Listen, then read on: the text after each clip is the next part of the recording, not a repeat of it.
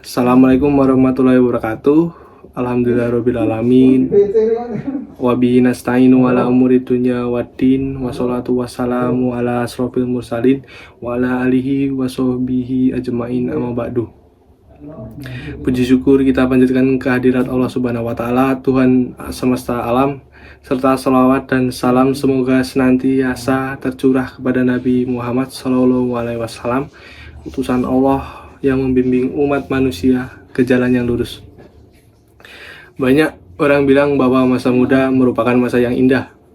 Pada masa ini, muda-mudi melakukan banyak hal yang mereka suka, seperti hal positif, bahkan juga ada yang negatif.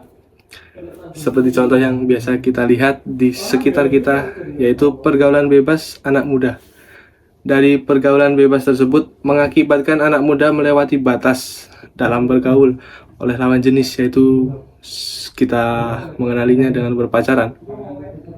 Yang menjadi masalah di masyarakat ini sekarang, khususnya para muda-mudi, yaitu masih banyak yang menganggap pacaran itu sebagai hal yang lumrah atau wajar.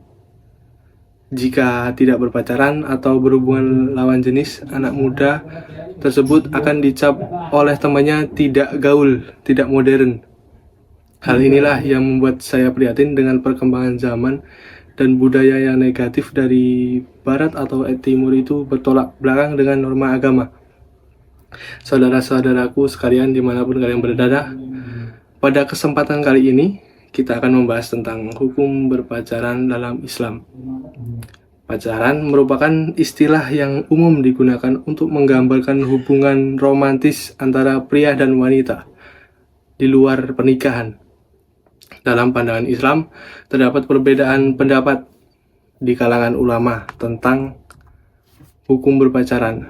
Namun, mayoritas ulama sepakat bahwa pacaran tidak dianjurkan dan bahkan diharamkan. Alasan di balik larangan berpacaran dalam Islam adalah untuk menjaga kesucian, kehormatan pria dan wanita muslim. Pacaran yang dilakukan tanpa batasan dapat membuka pintu bagi perbuatan yang bertentangan dengan ajaran agama, seperti pencabulan, perzinahan, dan pelanggaran moral lainnya.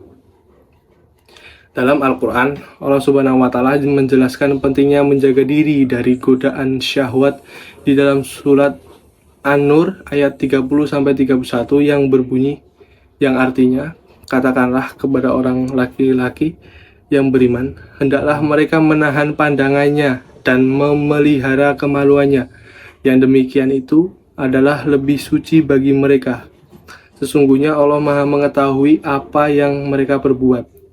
Katakanlah kepada wanita yang beriman, hendaklah mereka menahan pandangannya, kemaluannya, dan janganlah mereka menampakkan perhiasannya, kecuali yang biasa nampak daripadanya.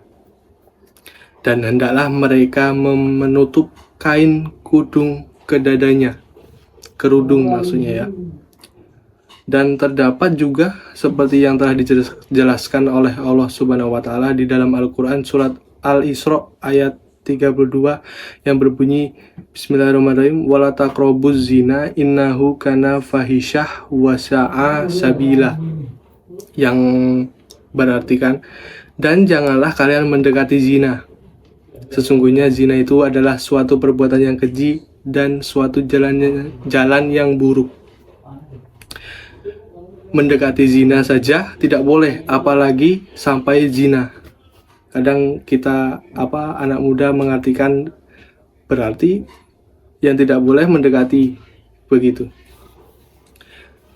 Pacaran seringkali memunculkan situasi yang membawa pada perbuatan maksiat seperti hubungan seksual di luar pernikahan. Islam melarang hubungan seksual pranikah dan menekankan pentingnya menjaga diri dari perbuatan tersebut. Melalui larangan pacaran, Islam mendorong kita untuk menjaga diri dari godaan dan menghindari perbuatan maksiat yang merusak diri dan masyarakat. Untuk itu kita sebagai umat manusia, marilah kita saling mengingatkan satu sama lain agar kita tidak terjerumus ke dalam kemaksiatan itu. Selanjutnya, pernikahan dalam Islam dianggap sebagai solusi yang baik dan dianjurkan untuk menjalin hubungan antara pria dan wanita. Dalam surat Ar-Rum ayat 21, Allah Subhanahu wa taala berfirman, "Dan di antara tanda-tanda kekuasaannya ialah Dia menciptakan pasangan-pasangan untukmu dari jenismu sendiri, supaya kamu cenderung dan merasa tentram kepadanya, dan Dia menjadikan di antaramu rasa kasih dan sayang." Pernikahan adalah institusi yang diatur dan diakui oleh agama, yang memberikan keamanan, kebahagiaan, dan kesucian dalam hubungan antara suami istri. Jadi, dalam Islam mendorong kita untuk menjalin hubungan yang sah melalui pernikahan, bukan sebelum pernikahan atau di luar pernikahan. Pernikahan ini merupakan ikatan yang diatur dengan hukum dan memberikan perlindungan bagi pasangan serta keturunan mereka. Dalam pernikahan, ada tanggung jawab dan kewajiban yang diemban oleh suami dan istri, sehingga menciptakan kehidupan keluarga yang harmonis dan terjaga. Sebagai generasi muda yang hidup di era modern, kita sering tergoda oleh budaya dan norma-norma di sekitar kita yang mendorong berpacaran. Namun, sebagai umat muslim, kita harus memahami dan menghargai ajaran agama kita.